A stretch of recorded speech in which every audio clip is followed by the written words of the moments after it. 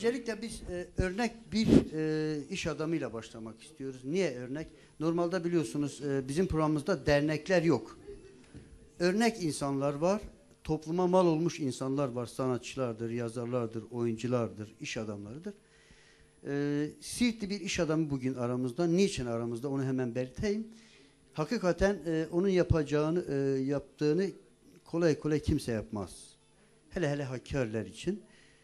İstanbul'un merkezinde Hakkariler için, Hakkarilerin kalabileceği bir yer için kendi yerini tahsis etmiş ve konuk evi oluşturmuşlar. Sevgili Şemsettin Demir ile birlikte. O da hem iş adamı hem de o derneğin yönetim kurulu başkanı. Biz öncelikle size bir hoş geldin diyelim. Merhabalar. Teşekkür ederim, hoş bulduk. Sizi kısaca tanıyalım. Ben Ramazan Kümek, Siirtliyim. İstanbul'da ikametgah ediyorum. Grup firmam var, çalışmaktayız. Evet. Siirt merkezde mi oturuyorsunuz? Ben İstanbul'da oturuyorum. Şirvan, Zivzikliyim ben. Zivzik. O zaman Zivzik'e bir selam yollayalım. Herkese, bütün akrabalarıma selamlar Zivzik'te bir. Evet, hoş geldiniz. Sevgili Şemsettin Demir, biz uzun uzun VTR'mizle birlikte konuşacağız ama önce bir sizi tanıyalım. Ben Şemsettin Demir, ikinci dönemdir İstanbul Hakkariler Dernek Başkanlığı'nı yapıyorum. Aynı zamanda esnafım. Plastik ve tekstil işiyle uğraşıyorum. Evliyim. 2 kızım, bir de oğlum var. Teşekkürler. Şimdi bugün zaten sizi dernek başkanı olarak almadık. Yaptığınız çok önemli bir iş nedeniyle aldık. Onu da belirtelim. Değil mi Ramazan Bey? İstanbul'un yani Doğu'nun misafir odaları daha büyük. Kesinlikle. Ama bak burada bu kadar misafirimiz yani stüdyodur. İstanbul'da her şey biliyorsunuz parayla olduğu için. Ne yazık ki artık iyice ufalttık. Hayatımızı ufalttık. Düşüncelerimizi ufalttık. Düşünemiyoruz. Yardımlaşmayı unutuyoruz.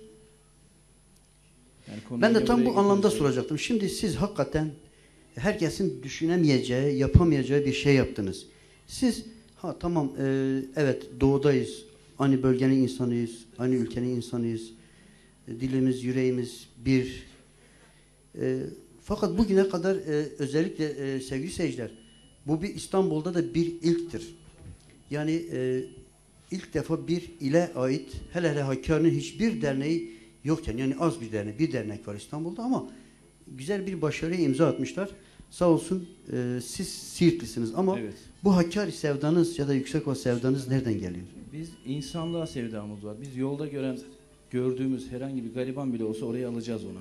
Sırf Hakkari, Siirt diye ayırt etmeyeceğiz biz. Evet. Yani bizim amacımız insanlığa bir şeyler yapabilmek. Peki yani hakikaten merak ettim yani Levent gibi bir yerde çok orada her şey çok pahalı. Bir ev alsan $1 milyon. Kesinlikle. Siz 13 odalık bir yer vermişsiniz Hakkari insanların konaklaması için, kalması için öğrencilerinin. Yani bu herhangi bir karşılık var mı? Ya da bekliyor musunuz? Bu tamamen insanlarınızdan mı? Kesinlikle insanlığım. Yani özellikle ben en değerli yerimi verdim ki öteki iş adamları arkadaşlarımıza, abilerimize bir örnek olabilmek için. Yani sizi buna ne itti mesela insanlar gelip burada mağdur mu oldu? Kendi gördünüz mü? Ne oldu? Bakın ben bazen akşamları canım sıkıldığı zaman çıkıyorum, hastanelere gidiyorum. Hastanelerdeki insanları görüyorum ve halime şükrediyorum. Yani hastaların gerçekten zor durumda olan insanları gördükçe şükrediyorum. Özellikle doğudan gelip de kesinlikle her türlü insanımız var ama bizim doğunun bir şeyi var yani bir daha garibanlığı var. Yani o insanlar dışarıda mı yatıyordu hastanede onu mu gördünüz? Ben bahçede yatanı bile gördüm. Bahçede. İlaç alamayanı gördüm. Peki öğrenciler size çok geliyor mu? Öğrenciler zaten bizim geleceğimiz. Biz öğrencilerimize ne kadar yatırım yaparsak öğrencilerimiz zaten geleceklerini daha iyi şey yaparlar işte. Evet. Sağlarlar ve onlar da tabii ki birilerine el atarlarsa biz de... Peki hakikaten karşılığında siz ne bekliyorsunuz? Ne istiyorsunuz bizden? Ne yapalım sizin için? Canınızın sağlığını istiyorum. Ben herhangi bir şey beklemiyorum. Çok teşekkür ediyoruz. Elimden geleni yapmaya devam edeceğim. Sevgili seyirciler ve stüdyodakiler lütfen bu örnek insanı ben hakikaten alkışlamanızı istiyorum. Çünkü hakikaten fazlasıyla